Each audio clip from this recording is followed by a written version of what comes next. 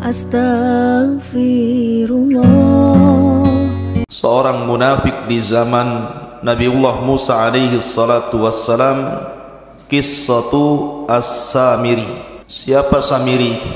Sebelum kita masuk pada kisahnya Samiri yang membuat patung seperti anak sapi yang kemudian disembah oleh Bani Israel, saya akan urut dulu kisahnya. Di dalam Al-Quran Allah subhanahu wa ta'ala berfirman, wa idh faraqna bikumul bahra fa'anjaynakum wa aghraqna ala fir'auna wa antum tanzurun. Dan ingatlah ketika kami belah lautan untukmu, lalu kami selamatkan dirimu dan kami tenggelamkan Fir'aun dan para pengikutnya sementara kalian menyaksikan dengan mata-mata kalian sendiri. Nabi Musa alaihi salatu wassalam ketika menyelamatkan Bani Israel dari perbudakan Fir'aun, maka Musa berhasil menyeberangkan Bani Israel dari Mesir mengarah ke Palestina melalui Laut Merah. Dan itulah mukjizat yang sangat masyhur dari Nabi Musa alaihi salatu wassalam, mampu membelah lautan dengan tongkatnya, tentu dengan izin Allah subhanahu wa ta'ala. Terbelah 12 jalan di lautan itu karena Bani Israel 12 kabilah. Ketika kemudian betul-betul mereka dikejar Fir'aun dan mereka sudah sampai di ujung lautan, sementara Fir'aun itu masih di tengah lautan, disangkanya itu jalan biasa, bukan lautan yang terbelah. Ketika betul-betul Fir'aun dan pasukannya di tengah-tengah lautan, maka Musa alaihi salatu wassalam ketika itu berada di sampingnya malakul Jibril, malaikat Jibril yang membentuk seperti manusia, menggunakan pakaian putih, kuda putih, serba putih. Maka kata Jibril, tunggu dulu, biar betul-betul dia sampai di tengah dan semua pasukannya juga sampai di tengah. Baru ketika betul-betul ada di tengah, kata Jibril, sekaranglah kau pukulkan tongkatmu itu. Maka Musa memukulkan tongkat, tiba-tiba lautan menyatu, maka Fir'aun pun ditenggelamkan Allah subhanahu wa ta'ala di Laut Merah ini. Dan Allah abadikan jasadnya, artinya ditemukan jasadnya. Kemudian jasadnya Fir'aun sampai hari ini menjadi pelajaran, dan kisah itu kisah beneran. Kalau anda ingin, atau antum semuanya ingin melihat jasad Fir'aun, datang ke Mesir sana. Sana ada jasadnya Fir'aun. Lah, intinya bahwa Bani Israel diselamatkan, ini nikmat Allah Azza wa Jalla, diselamatkan dari kematian. Ma'asyiral muslimin yang dimuliakan Allah Azza wa Jalla. Setelah itu berangkatlah Bani Israel dibawa oleh Nabi Musa alaihi salatu wassalam menuju arah Palestina. Di tengah jalan rupanya mereka melewati sebuah perkampungan yang kampungnya itu nyembah berhala, sementara mereka sudah mentauhidkan Allah Azza wa Jalla, menyembah berhala. Tiba-tiba kemudian salah satu dari kaumnya Bani Israel ini mengatakan kepada Musa, ya Musa, ij'al lana ilahan kama lahum alihah. Wahai Musa, jadikanlah untuk kami banyak Tuhan lah, masa satu Tuhan saja? Maka Musa heran, sudah diberikan hidayah, menyaksikan ditenggelamkan Fir'aun, menyaksikan mukjizat yang banyak dari Musa, sudah mentauhidkan Allah, mau kufur. Makanya Musa alaihi salatu wassalam mengatakan, innakum qaumun tajhalun, kalian ini kaum yang bodoh, sudah diberikan hidayah tauhid mau sesat pula. Akhirnya Musa pun marah kepada Bani Israel. Ketika Nabi Musa alaihi salatu wassalam sudah berada betul-betul di perbatasan, tinggal masuk saja ke Palestina itu, sudah sampai di padang pasir yang mendekati Palestina. Rupanya tidak bisa masuk ke Palestina. Kenapa demikian? Karena memang bumi yang disucikan itu di Palestina itu sudah dikuasai orang lain, di mana tidak mungkin Musa alaihi salatu wassalam membawa Bani Israel ke dalam Ardul Muqaddasah, bumi yang disucikan Palestina itu, kecuali harus berperang melawan sebuah kaum yang disebut dengan Jababirin minal Amalikah. Kaum Jababir dari Amalikah, dari kaum Amalikah itu yang menempati Ardul Muqaddasah, negeri Palestina. Jadi siapa yang menempati sebuah kaum Jababirin dari kabilah Amalikah, di situ sudah duluan menempati Baitul Maqdis. Maka kemudian Musa alaihi salatu wasallam diperintahkan untuk jihad. Jihad pertama kali. Sebelumnya Bani Israel tidak pernah perang. Kalian harus siap-siap perang, bertempur, merebut Baitul Maqdis dari Amalikah. Bahkan Yusha ibn Nun yang ketika itu sangat dipercaya Nabi Musa alaihi salatu wasallam, yang menemani Musa saat pergi mencari Khidir adalah Yusha ibn Nun, pembantunya. Yusha ibn Nun mengatakan, ya qaumi dkhulu alaihim min babil Madinah kama amarakum yang surkumullahu fala ghaliba lakum. Wahai kaumku, masuklah kalian dari pintu depan, pintu kota, dan kalau seandainya kalian akan perang, maka Allah subhanahu wa ta'ala akan memberikan kemenangan dan tidak terjadi kekalahan kepada kalian. Tapi Bani Israel ini ketakutan, pengecut, tidak mau perang, takut mati. Akhirnya kemudian mereka mengatakan, lan nadkhulaha abada madamu fiha. Selama orang Amalikah itu masih ada di situ, kemudian kami harus perang melawan Amalikah, kami tidak akan masuk ke situ.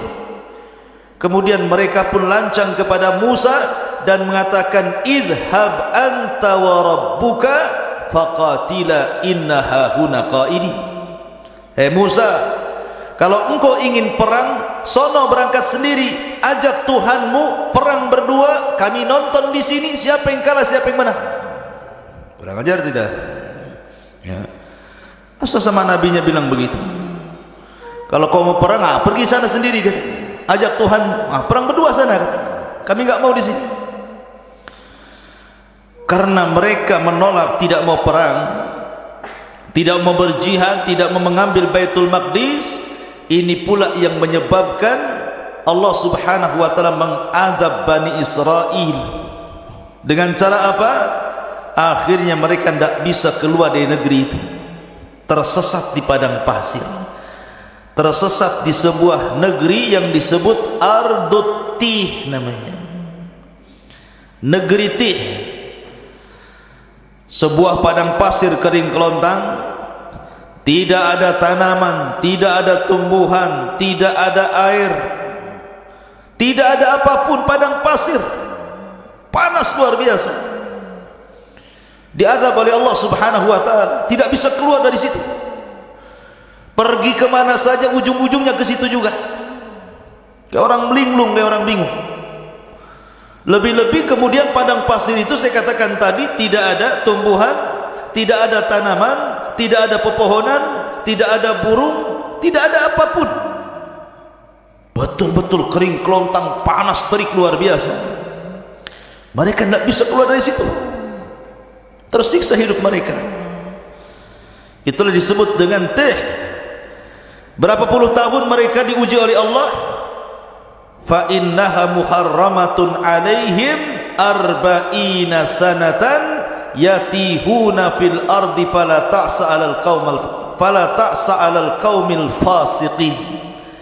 Dan negeri Tih itu digambarkan dalam surah Al-Maidah ayat 26. Yatihun, maksudnya di negeri Tih.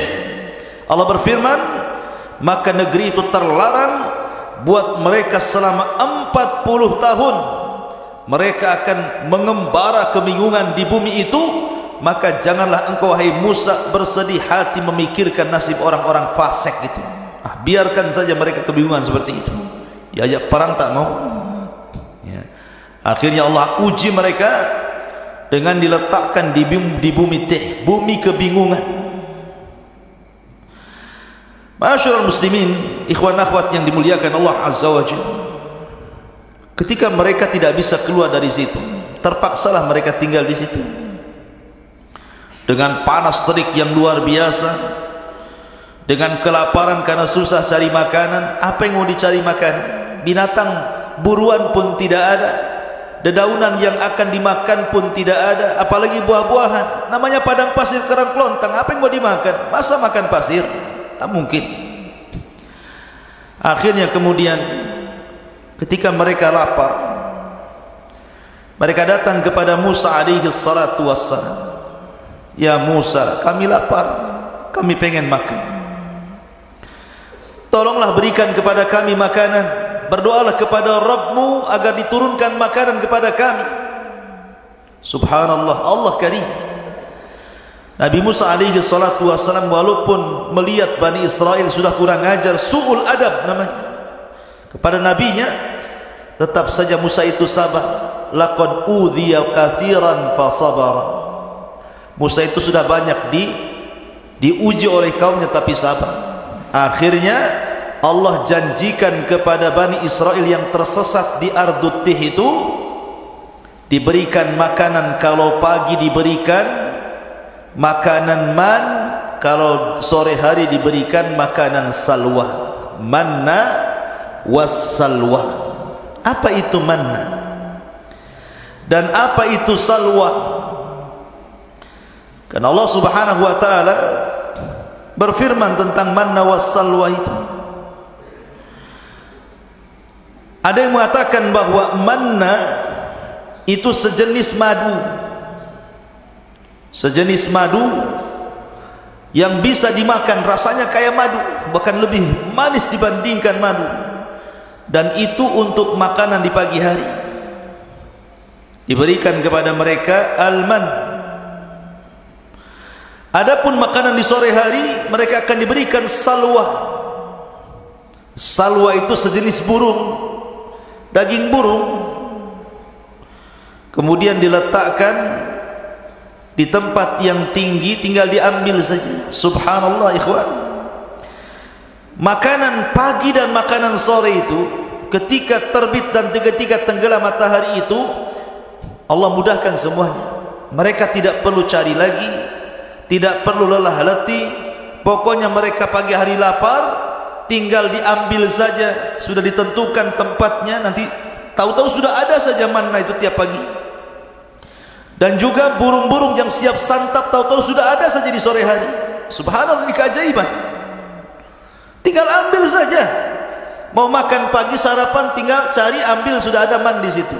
Kalau sudah sore mereka lapar, tinggal makan kemudian salwanya. Ini nikmat mana lagi, ikhwan? Makan nggak perlu nyari lagi, nggak perlu kerja, nggak perlu pontang-panting gitu, nggak perlu menjadikan kepala di bawah kaki di atas. Ngapain pula kayak gitu? Tetapi Bani Israel ini kaum yang degil, ikhwan. Gimana nggak degil?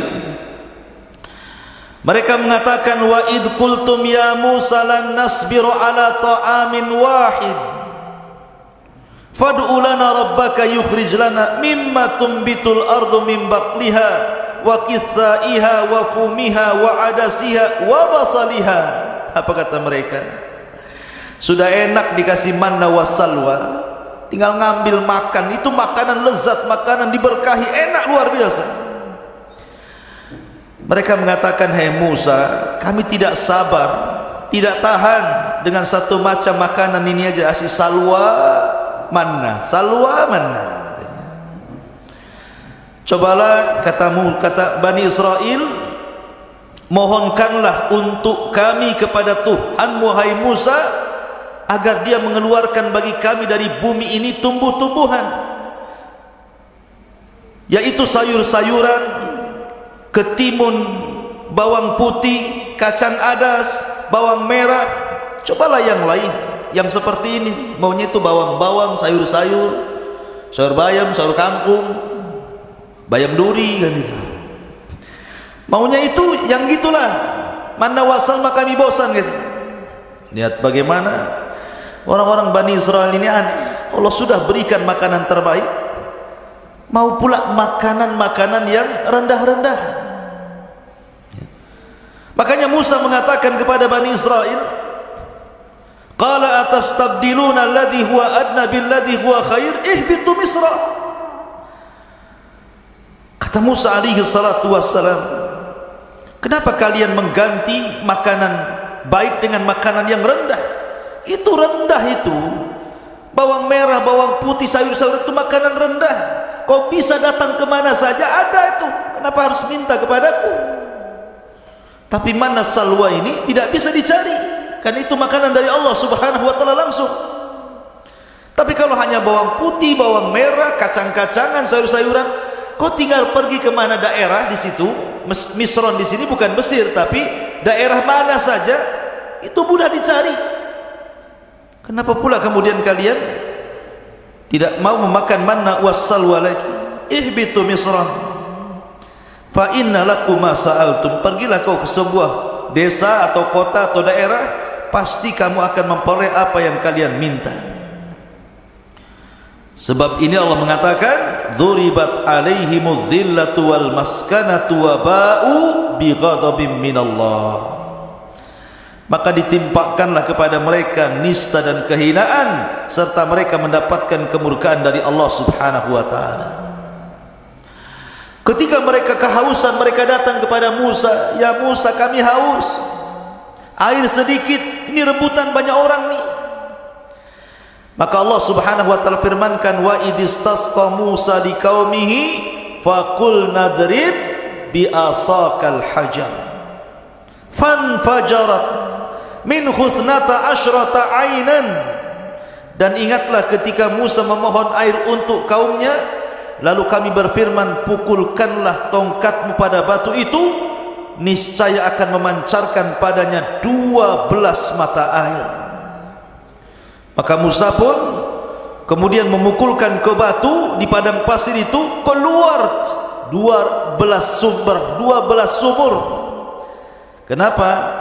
Karena kabilah Bani Israel ada 12, jadi jangan rebutan. Kamu punya sumur masing-masing nih. Ya, kamu jangan kabilah ini, jangan kau minum di sini, sumurmu yang sana. Jadi jumlah sumur disesuaikan dengan jumlah kabilah.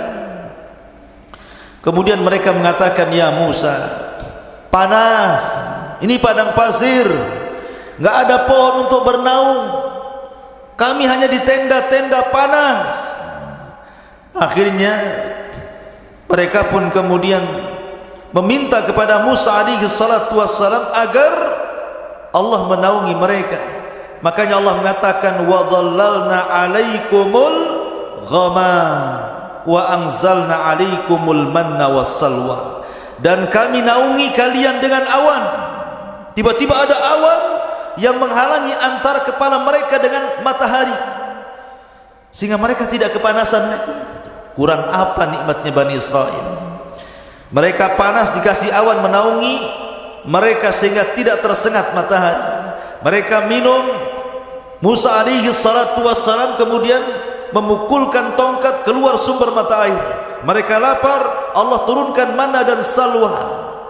Dalam riwayat, mereka pun meminta baju, karena bajunya sudah lama mereka pakai itu, enggak ganti-ganti. Coba bayangkan, sampai minta baju, ya, baju lebaran. Sampai kemudian bukan hanya itu saja, mereka meminta macam-macam kepada Musa alaihi salatu wassalam. Tapi Musa itu memang nabi yang sabar untuk mengobati Bani Israel. Intinya di bumi Tih ini mereka kesulitan. Lah setelah segala nikmat yang Allah anugerahkan di bumi Tih ini, dari silah Musa, karena lama, itu kan ujian bagi mereka selama 40 tahun. Musa tidak mungkin membiarkan mereka seperti itu. Musa harus membuat undang-undang, yang mana undang-undang ini bisa menertibkan kehidupan mereka.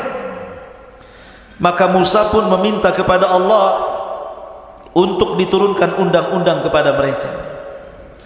Maka Allah janji untuk menurunkan Taurat kepada Musa, asal Musa berangkat ke bukit yang disucikan Allah Azza wa Jalla, Bukit Tur, Bukit Sainah. Akhirnya Musa alaihi salatu wassalam diperintahkan Allah untuk berangkat selama 30 hari meninggalkan Bani Israel untuk mendapatkan mandat Taurat. Ketika itu Bani Israel diserahkan kepada adiknya Harun.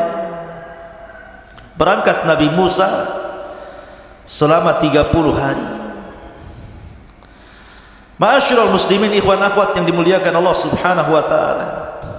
Maka selama 30 hari itu Nabi Musa berpuasa. Ada yang mengatakan 30 hari berpuasa itu bertepatan dengan bulan Dzulqa'dah. Satu bulan Dzulqa'dah Nabi Musa berpuasa. Ketika sampai di bukit Tur, Bukit Saina, maka Musa pun beritikaf di bukit itu selama 30 hari 30 malam, berpuasa terus, tidak membatalkan puasanya karena tahu akan berjumpa dengan Allah. Ketika sampai di tanggal 30 sebagaimana ditetapkan oleh Allah Subhanahu wa taala, tiba-tiba Nabi Musa membatalkan pula puasanya. Bukan tidak ada alasan, karena alasan Nabi Musa kenapa membatalkan puasa di hari ke-30, karena takut kalau seandainya dia bicara dengan Allah mulutnya bau. Karena orang puasa itu kan mulutnya tidak sedap. Tiba-tiba ketika dia hendak membatalkan puasanya karena sebab itu, maka Allah Subhanahu wa taala melarang dan mengatakan, wahai Musa, jangan kau batalkan puasamu, fa inna luhufa fammis saim atyab indallah min rihil miski, karena bau mulutnya orang yang berpuasa itu lebih harum di hadapan Allah dibandingkan minyak kasturi. Di hadapan Allah, jangan di hadapan kawan antum, baulah. Di hadapan Allah ya, kalau di hadapan makhluk tergantung sahur antum. Sahur jengkol bau jengkol, sahur pete bau pete ya. Takkan sahur jengkol bau kasturi ya. Maksudnya di hadapan Allah lebih harum dibandingkan minyak kasturi. Akhirnya Musa pun diperintahkan Allah Azza wa Jal untuk menambah lagi 10 hari, untuk menambah 10 hari. Maka genap Musa di bukit Tur Sinai itu berapa hari?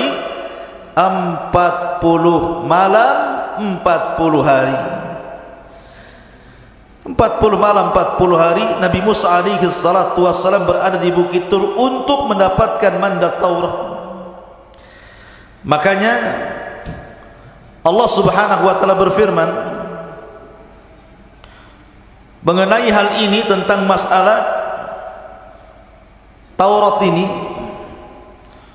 walaqad jaa Musa limiqatina wa kallamahu rabbuhu qala rabbi arini anzur ilaik. Dan ingatlah ketika kami berjanji kepada Musa untuk memberikan Taurat sesudah 40 malam. Setelah 40 malam, wa wa'adna Musa 30 lailatan, awalnya kami janjikan kepada Musa 30 malam, wa atmamnaha bi ashrin, dan kami meminta untuk menyempurnakan dengan 10 malam lagi, berarti 40 malam. Fatamma miqatu rabbih 40 laila, maka sempurnalah pertemuan antara Musa dengan Rabbnya 40 lailatan, 40 malam. Maksudnya gini, yang 30 itu bulan Dzulqa'dah, yang 10 itu bulan Dzulhijjah. Berarti di malam ke-40 bertepatan dengan Idul Adha, karena yang 30 hari bulan Dzulqa'dah, yang 10 hari 10 awal bulan Dzulhijjah. Berarti hari ke-40-nya ketika Taurat turun itu di Idul Adha. Idul Adha tanggal 10 Dzulhijjah, dan di sini pula Allah menyempurnakan Islam dengan menurunkan surat Al-Maidah al-yawma akmaltu lakum dinakum wa atmamtu alaikum ni'mati wa raditu lakumul Islam madinah. Pada hari ini ku sempurnakan agamaku Islam, ku sempurnakan nikmatku Islam, dan ku redai Islam sebagai agama kalian. Maka setelah mendapatkan Taurat, tiba-tiba Musa alaihi salatu wassalam berkeinginan untuk ingin menatap Rabbnya, ingin melihat Rabbnya kayak apa yang selama ini selalu bicara di balik tabir, dan tabirnya Allah adalah cahaya. Pengen tahu kayak apa bentuknya, kayak apa wajahnya. Akhirnya Musa mengatakan, Rabbi arini anzur ilaik, ya Rabb, bisakah kau tampakkan dirimu kepadaku biar aku bisa melihatnya? Maka Allah Subhanahu wa taala mengatakan, lan tarani walakin dur ilal jabal fa in istaqarra makanah fa sawfa tarani.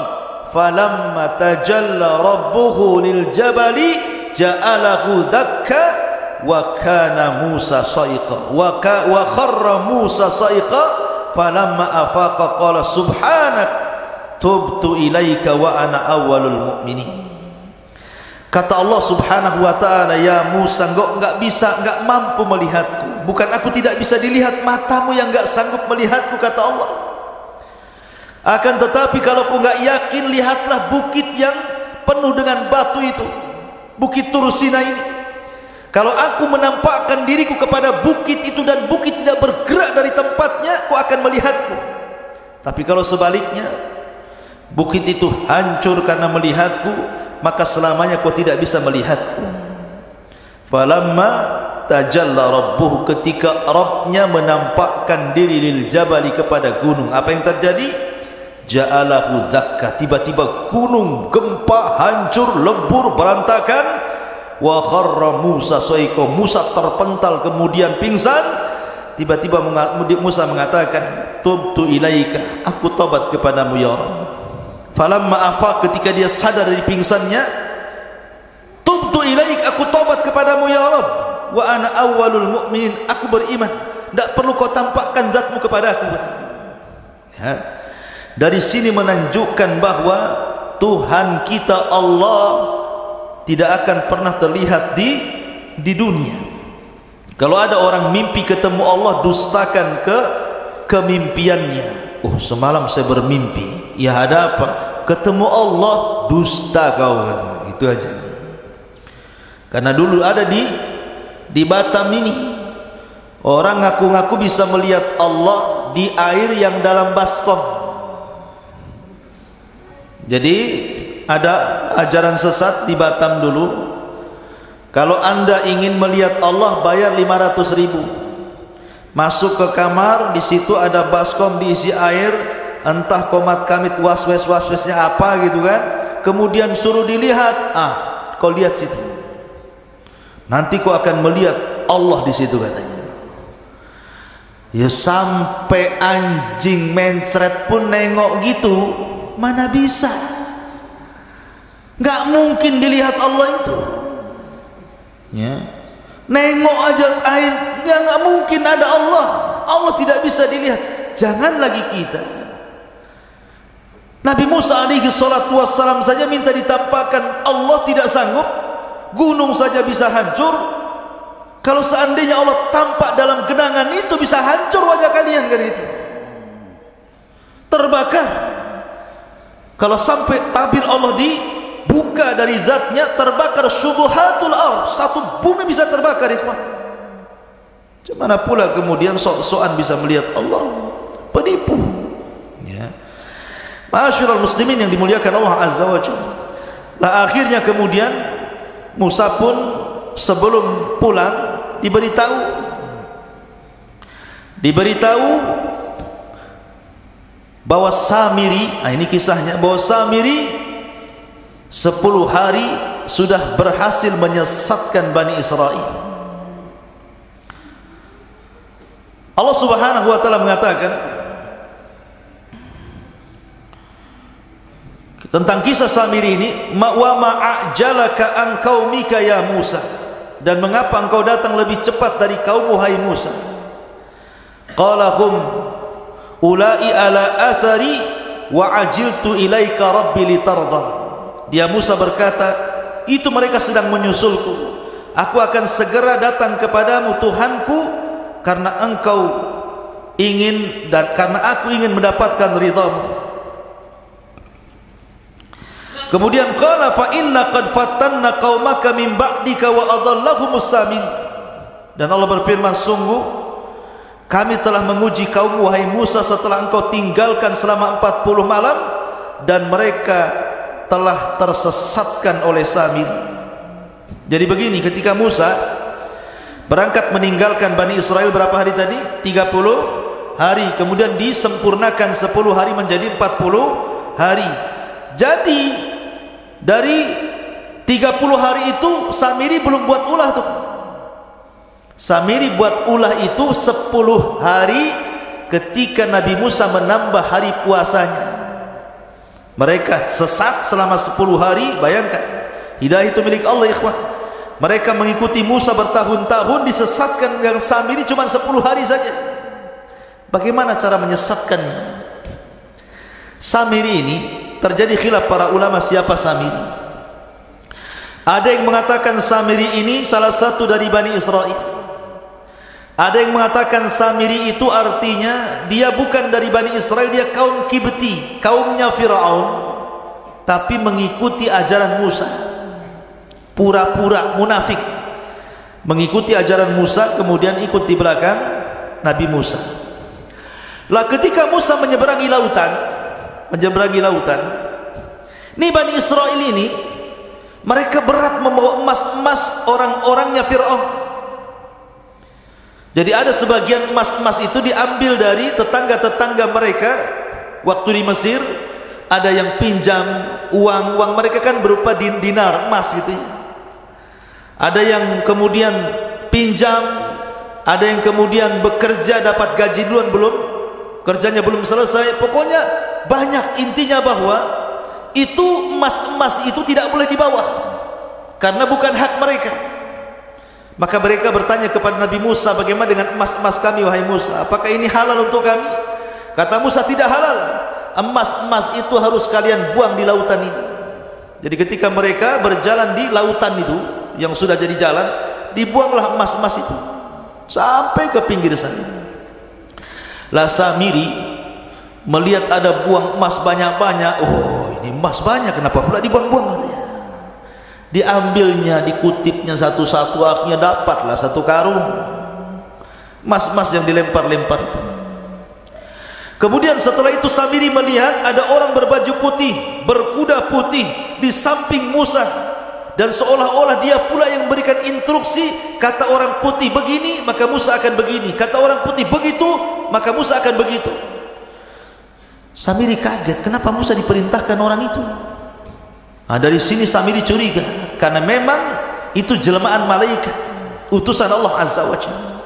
Diperhatikan terus orang ini. Kemudian diperhatikan kudanya, dan apabila kuda itu melangkah, bekas langkahnya itu, bekas pijakannya itu, tanahnya diambil sama dia.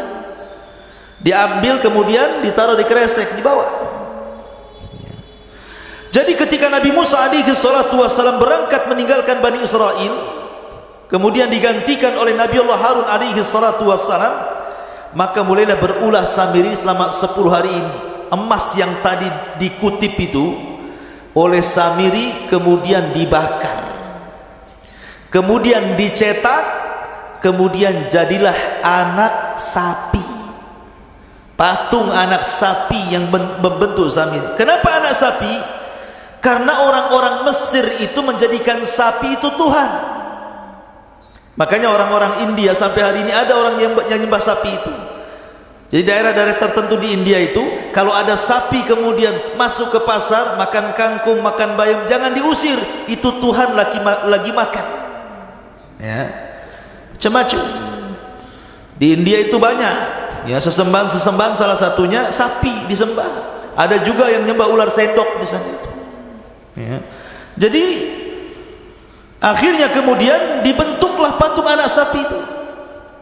Ketika sudah jadi patung anak sapi itu, kemudian ditenggerkan di tengah-tengah lapangan Bani Israel. Dia kan punya tanah. Tanah itu bekas pijakannya kaki kudanya Jibril. Dimasukkan ke mulutnya tanah itu. Subhanallah. Keajaiban. Tiba-tiba patung anak sapi yang terbuat dari emas itu hidup pula. Makanya Allah mengatakan lahu khuar, hidup, tapi tidak sempurna, hanya mengeluarkan suara. Gimana suara sapi? Pi gitu. Bukan. Ya. Jadi keluar suara sapi. Lah, Bani Israel ini kaget, kok bisa patung terbuat dari emas berbentuk anak sapi diingatkan kepada sembahan orang-orang Mesir tiba-tiba hidup. Karena sebagian Bani Israel masih kurang mantap imannya. Kata Samiri kepada Bani Israel, lihat, ini Tuhan kita, anak sapi ini Tuhan kita, buktinya dia bisa bicara, katanya. Mereka mengatakan, lalu Nabi Musa siapa? Dan kemana? Bukankah dia ingin membuktikan ketuhanannya? Kata Samiri, Musa salah. Yang benar ini Tuhannya, bukan apa yang didakwahkan Musa. Lihat, Musa salah tempat, jauh-jauh ke Bukit Tur untuk mencari Tuhannya, padahal Tuhannya ada di sini. Ini Tuhannya anak sapi ini. Dari situlah akhirnya ada yang mengatakan 70.000 sekian gitu, Bani Israel pun murtad. 10 hari menyembah patung anak sapi.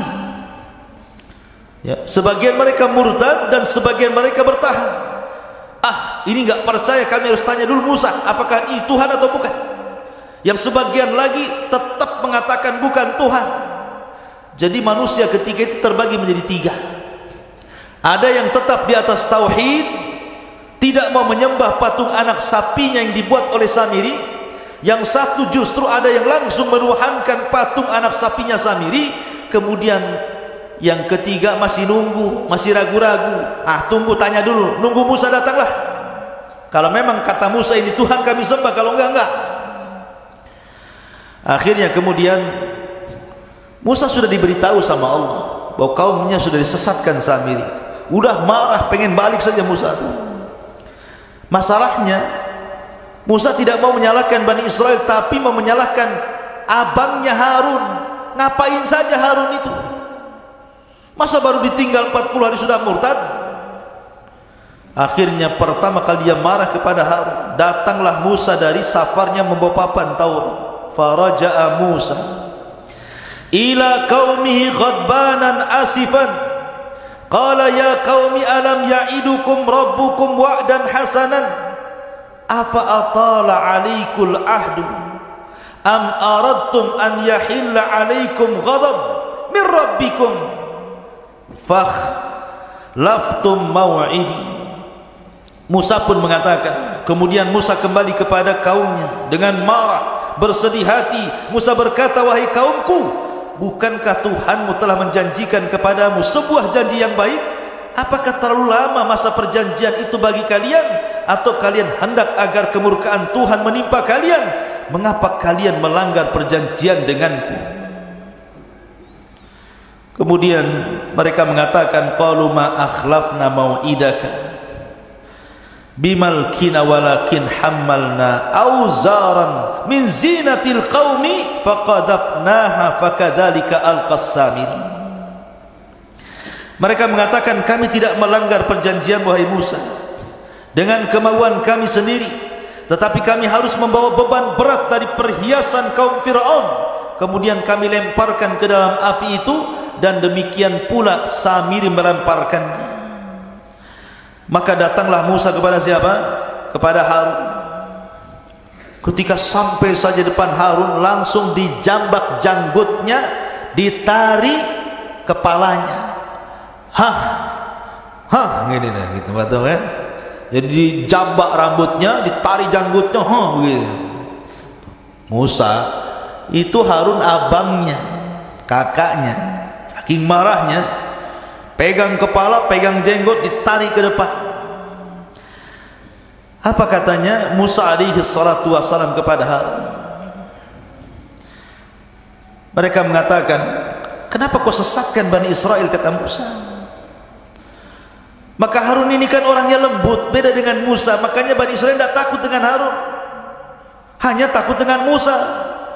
Makanya Harun mengatakan, ya ibna la ta'khud bi lihyati wala bi ra'si, inni khashitu an taqula farraqtu baina Bani Israel wa lam tarkub qawli.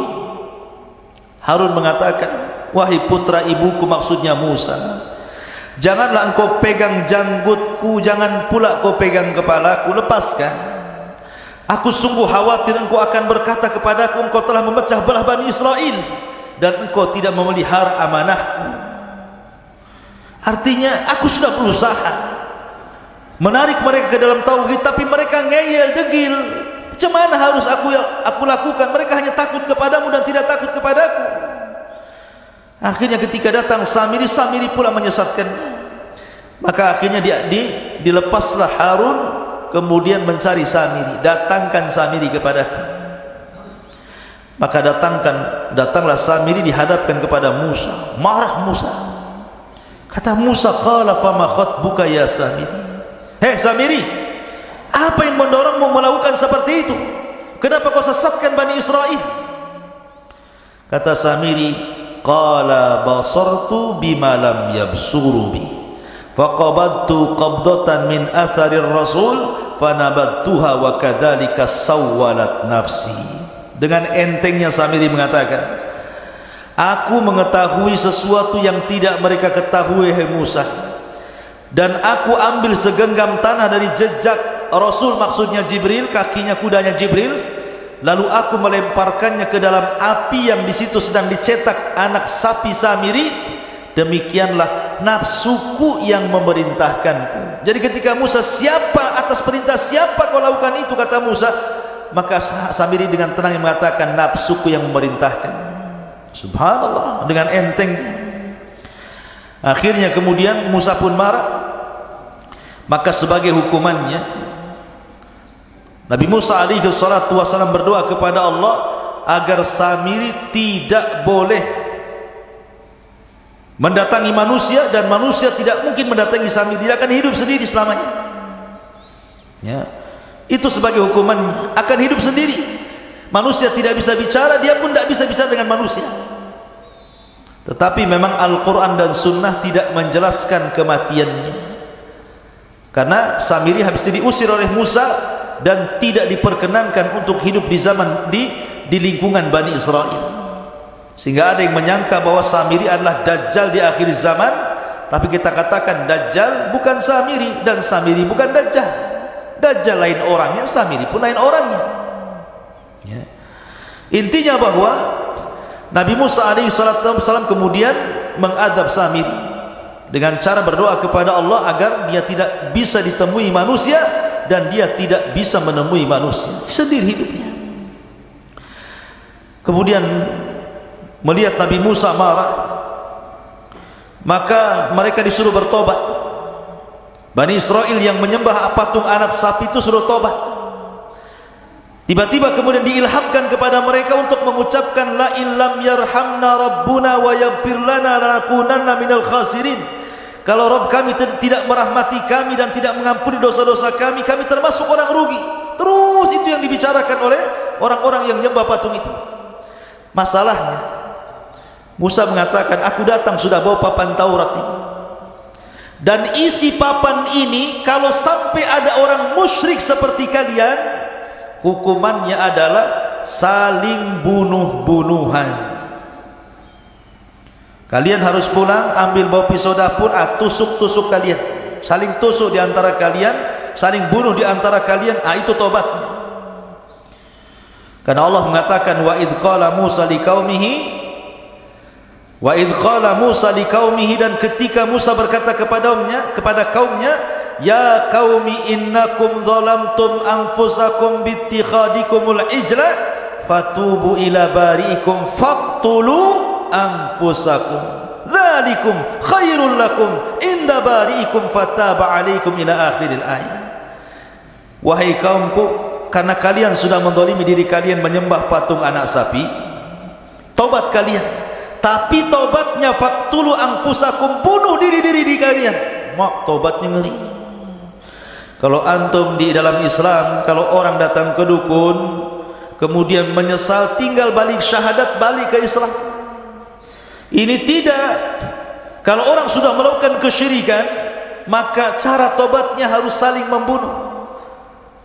Anda bawa pisau dapur, saya bawa gergaji, berperanglah sampai mati, sampai dua-duanya mati.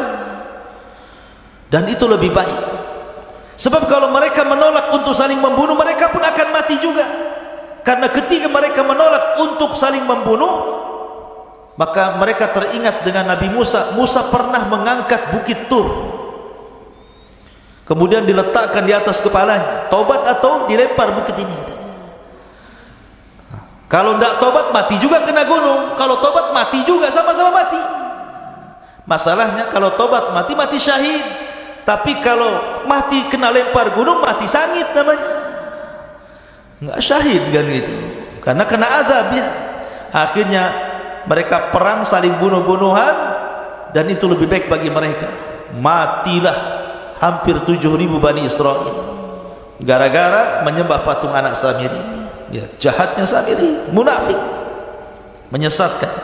Akhirnya kemudian Nabi Musa pun setelah kasus Samiri ini tetap masih tidak bisa keluar dari Ardut Tih itu, maka Allah Subhanahu wa taala takdirkan Musa pun meninggal. Tapi sebelumnya Harun meninggal, baru kemudian Musa. Bagaimana Harun meninggal? Dikatakan oleh ahli tafsir, jadi suatu ketika Nabi Musa dan Harun ini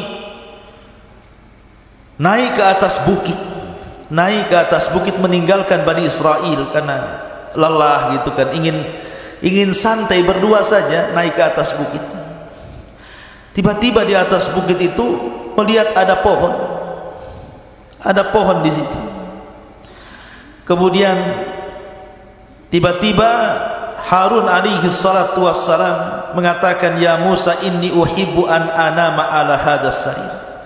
Dan di bawah pohon itu kayak ada tikar, sudah ada tikar, ada pohon, ada tikar. Kata Harun, ya Musa, kayaknya saya ingin tidur di sini. Kata Nabi Musa, nam alaih, silahkan tidur. Tapi kemudian Harun mengatakan, inni akhafu ayyatiya rabbi, ayyatiya rabbu hadal bait fayaghdhabu alayya. Tapi aku takut wahai Musa, kalau seandainya aku tidur di sini, tiba-tiba Rabb pemilik rumah ini kemudian datang dan murka kepadaku. Kata Musa, la tarhab, jangan takut, aku akan melindungi dirimu, tidur saja. Kata Harun mengatakan, ya Musa, kau juga tidurlah di sini di sampingku, jadi kalau ada apa-apa kau bertanggung jawab. Akhirnya kemudian Nabi Harun tidur, Musa pura-pura tidur. Rupanya Allah Subhanahu wa taala mengirim malakul maut. Ketika tidur itulah Harun dicabut nyawanya, kemudian diangkat ke langit dengan tikar-tikarnya sekali. Itu dalam sebuah riwayat yang dikatakan oleh Imam As-Sudi. Tapi dalam riwayat yang lain, riwayat Ali bin Abi Thalib radhiyallahu an, intinya ketika Harun dan Musa meninggalkan Bani Israel, tiba-tiba kemudian Allah mengurum malakul maut. Kemudian malakul maut ini mencabut nyawa Harun. Kemudian akhirnya malaikat ini membawa jasadnya, kemudian menguburkannya entah di mana, tidak ada yang tahu. Musa pun sedih, kemudian kembali menemui Bani Israel. Harusnya saat kesedihan ini dihibur, malah dituduh pula dia yang membunuh Nabi Harun. Ya bayangkan, Bani Israel marah kepada Musa, kau bunuh Harun ya, katanya. Karena Harun itu nabi yang dicintai Bani Israel, orangnya lembut, maka dicintai, disukai Bani Israel. Kalau Musa itu orangnya keras, ditakuti Bani Israel. Jadi ketika berdua jalan ke bukit, kok pulang sendirian, tiba-tiba Harun tidak ada. Akhirnya mereka marah kepada Musa, aqaltalta Harun ya Musa, kenapa kau bunuh Harun wahai Musa? Kata Musa, saya tidak bunuh Harun, dia meninggal. Akhirnya Musa pun berdoa kepada Allah agar dibuktikan jasadnya bahwa dia tidak membunuhnya. Akhirnya kemudian jasadnya diperlihatkan kepada Bani Israel, baru Bani Israel yakin bahwa Musa tidak membunuh Harun. Memang sudah ajalnya. Dan setelah kemudian Harun meninggal dunia, giliran Musa. Tapi kisah meninggalnya Nabi Musa ini unik masalah.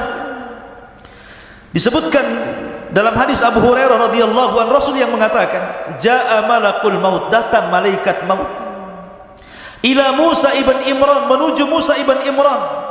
Faqala lahu, dan dia pun berkata kepadanya, aku utusan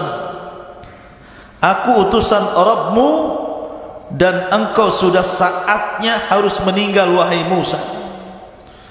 Marah Musa kepada malakul maut. Falattama Musa alaihi salatu wassalam aina malakil mauti fafaqa'aha. Tiba-tiba Musa menampar wajah malaikat maut, keluar kedua matanya.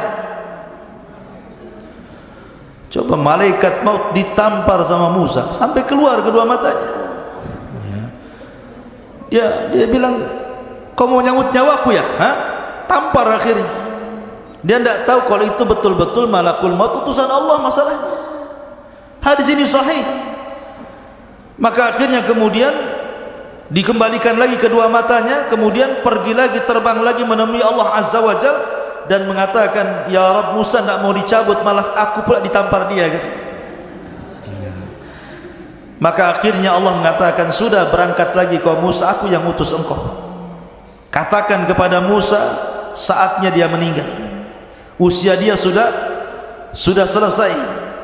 Maka faraja'a malakul maut, maka malakul maut kembali lagi menemui Musa alaihi salatu wassalam dan mengatakan, innaka dan dia mengatakan kepada Musa, wahai Musa, sesungguhnya aku diutus oleh Allah Subhanahu wa taala untuk mencabut nyawamu.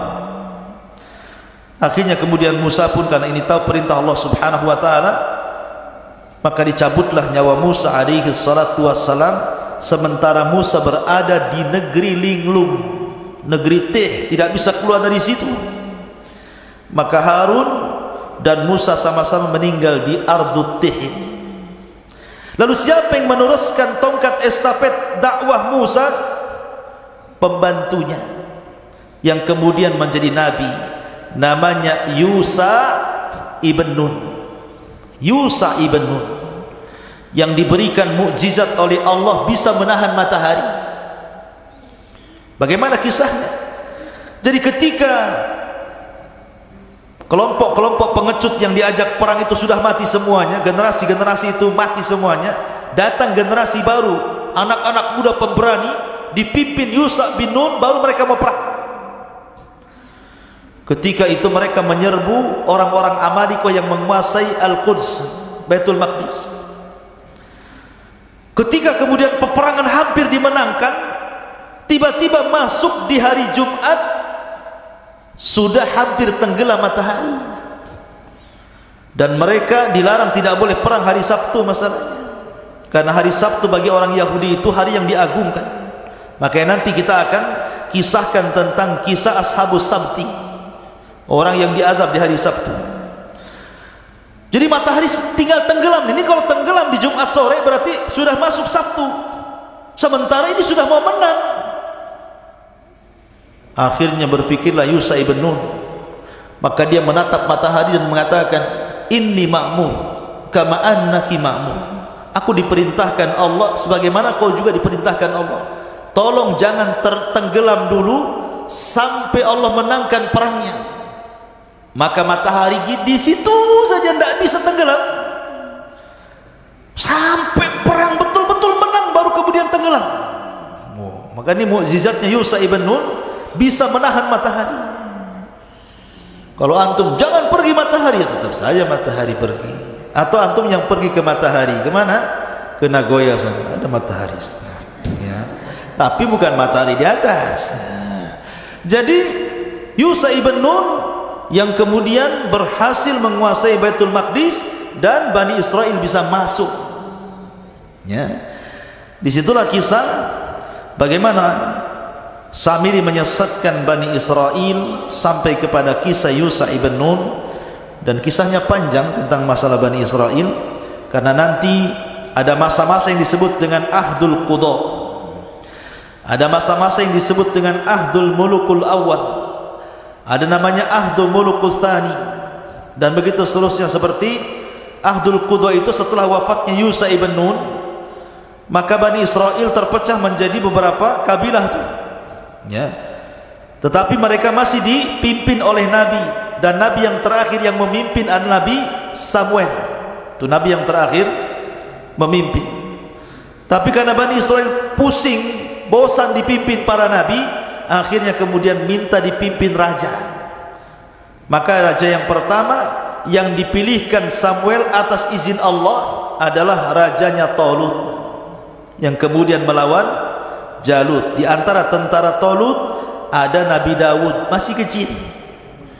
Ketika melawan Jalut, Jalut ini kan orangnya besar, tentaranya banyak. Talut ini orangnya kecil tapi kuat, tentaranya sedikit. Hanya 314 orang sisa dari sekian ribu melawan ribuan tentara Jalut.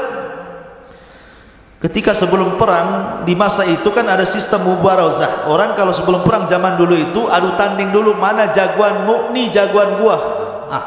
Kemudian bertarung sampai mati.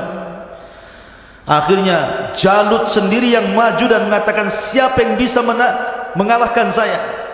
Tentara Talut tidak ada yang berani. Siapa yang berani sama Jalut?